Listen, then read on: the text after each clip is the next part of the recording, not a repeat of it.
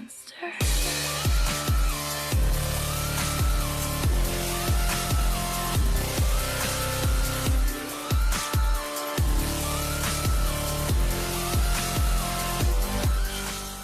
Hey guys, Clone Guy here, and today I have two replays for you featuring top tier German medium tanks. First one in the Leopard, the second one in the E50M. The Leopard 1 and the E50M have easily become two of my favorite go-to tanks at tier 10 to play when I've been having a rough day, and I think it's just because their guns are so solid and dependable.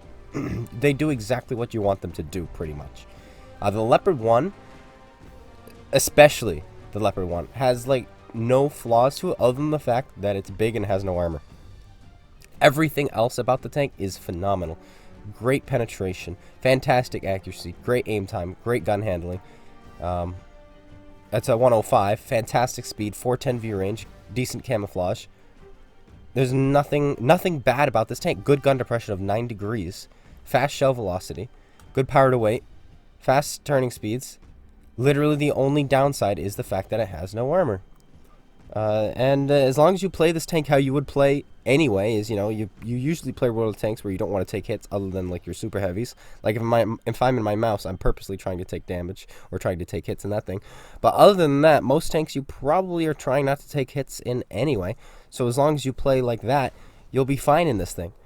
And yeah, so because of the speed and the fact that I am platooned, we are platooned in this game, we've decided to take their hill because it is encounter. And both teams spawn about the same distance from the hill, and we're all in medium tanks, so we've decided to take it. I was just in a game in my T62A. Literally, wasn't the game before this one? I think it was, which was really, really unfortunate because, that's just the state of World of Tanks matchmaking right now, or the map rotation. Is I was just on this map, then I hey, you guys want a platoon? So I waited about 5 minutes before we all got together. Everybody got online and had their garage loaded, and then we jumped into a game, and I got it again. And I'm just like, all right, guys, so I was just on this map in my T62A, literally encounter, literally from the same spawn, and I rolled to the hill.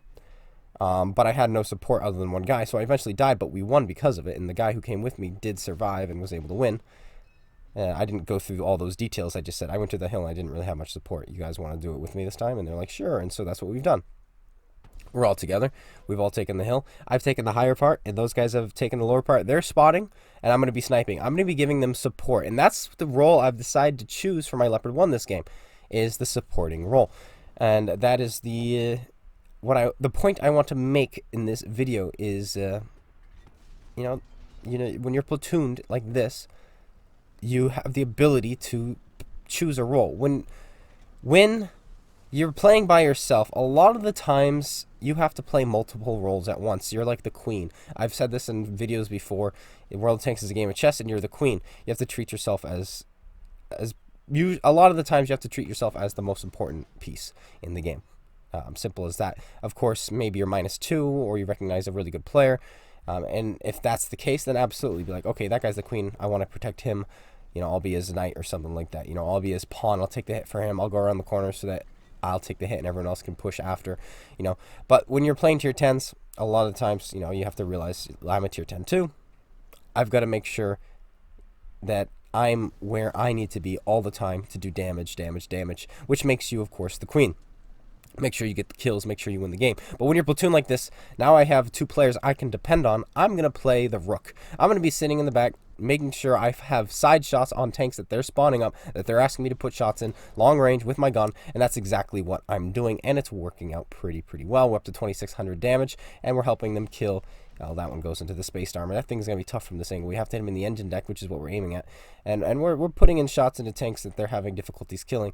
Now we're going to try to finish out, or put a shell on the IS-7 upper plate. Yes, we can. And we do. Loaded dice is out right now. I don't know if this was during loaded dice. I forget. But hello there. I'm 53-55. Put a shell in him.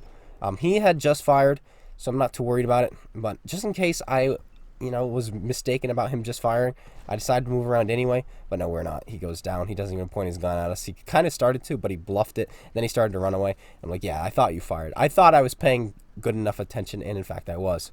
Time to go back to supporting my platoon mates. IS-7 is side on in front of us, but it's an IS-7. It's a difficult pen. That shell goes into the turret. From this angle, we can actually go through his space armor. because this is how the way this space armor is angled, we are actually able to go through like this, and we can actually go through his engine deck. We just got to make sure we don't hit him in the turret. And there you go. He's a one-shot now. We're going to find that one. Not sure where that one went. His name didn't even flicker, so I'm not sure. But we're going to put a nice easy shot into this guy before he retreats, because he just put a magazine into Rage Adrenaline. And so I want a little bit of revenge for him. But now we're going to finish off this IS-7. He's requesting fire. Sure thing, boss. And it goes in. He's angled down. Easily go through the upper plate there. And this Progetto is still trying to get away, but to no prevail. That shot we took on the Progetto was risky, because had the IS-7 put another shell in, then... that wouldn't have been good. It would have been my fault. I could have killed the IS-7. But I kind of timed the reload. They said he just fired, so I knew, okay, I can shoot the Progetto and then go back to the IS-7 before the IS-7 is reloaded. We just got to make sure we pen him, and we do. Progetto pokes up again, sets Rage on fire, and he goes down. And now, who else is in our platoon? It's Chris, I believe, is fighting a Progetto as well, and he finishes off the Progetto. But here comes a machine who can potentially clip him out. All right. Oh. Okay, yeah, now he got RD'd. Alright, it's over now. We were going to take him together, but it doesn't matter anymore. He's going to get clipped out. We decide to fire this one. No, we don't fire it. He puts a shell into us. We fire it on the move. Try to go into his side armor. We miss it. But there's another shell he fired. I know he put one into Chris, and then he fired one into me. Then he missed another one. I assume he's going to be reloading. And if he's got one more shot, whatever, I'll just take it. Let's just go. He does not have another shot. He was bluffing. And we finish him off. And now it's just this tank destroyer, artillery, and an M103. Luckily, we're still full health. Well, other than that one shot from the machine, we're still really, really healthy because we played the support role the entire time. Now we're going to be going after this T-92. He did just fire, so we know where he is. He's probably loaded by now, but where is he? There he is, and he's going to be aiming at us. Yes, he is. We fire a shell. We do not pen him. We switch back to our APCR. It doesn't matter because we should one-shot him with this next shot anyway. He fires a shell, and he does miss. And that allows us to aim this one up. No, we missed. We auto-locked it. I assumed he wasn't going to be going fast enough, but I think the shell went a little to the left anyway. This one we're going to aim, and boom, we finish him off there, and he goes down. All that's left now is the Waffle. The Waffle dies. They ram each other, or they shoot each other at the same time. I'm not sure which. Probably they shot each other at the same time, as the M5355 is a light tank, and the Waffle is a very heavy tank.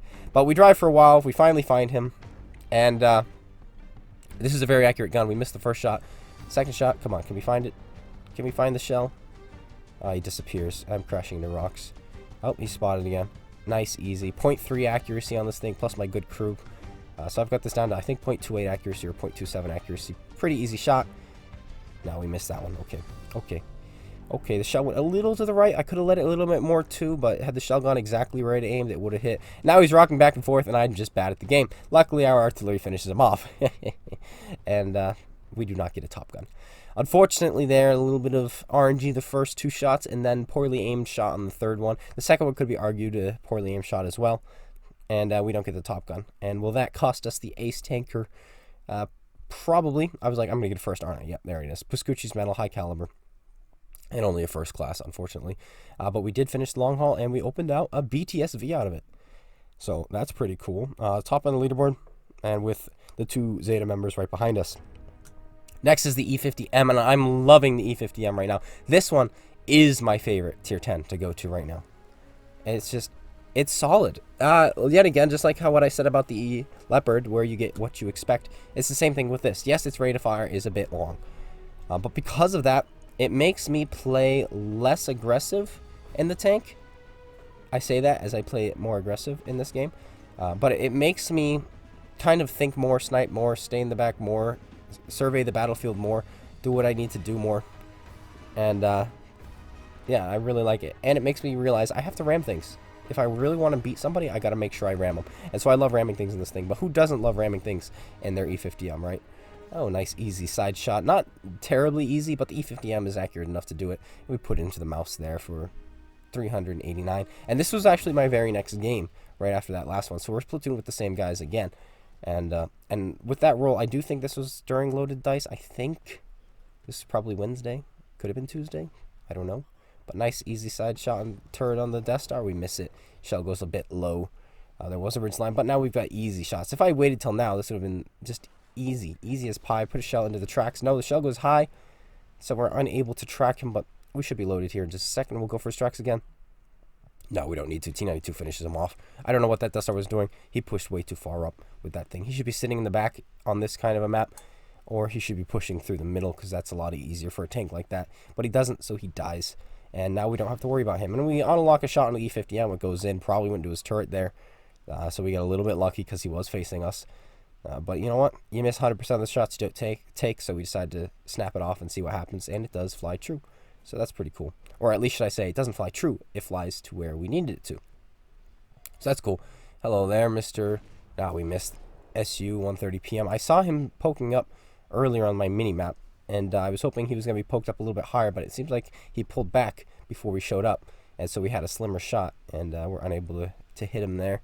But now we've got this Jagdpanzer on our right, and we're going to be putting shells into him. Hello there, sir. Boom, put it in. 397. Yeah, this has to be during loaded dice, because these rolls are very consistent. I love consistent rolls, don't you guys? Yeah, they're pretty nice. And a lot of people are like, oh, loaded dice is stupid. I'm like, what? What? You know? But hello there.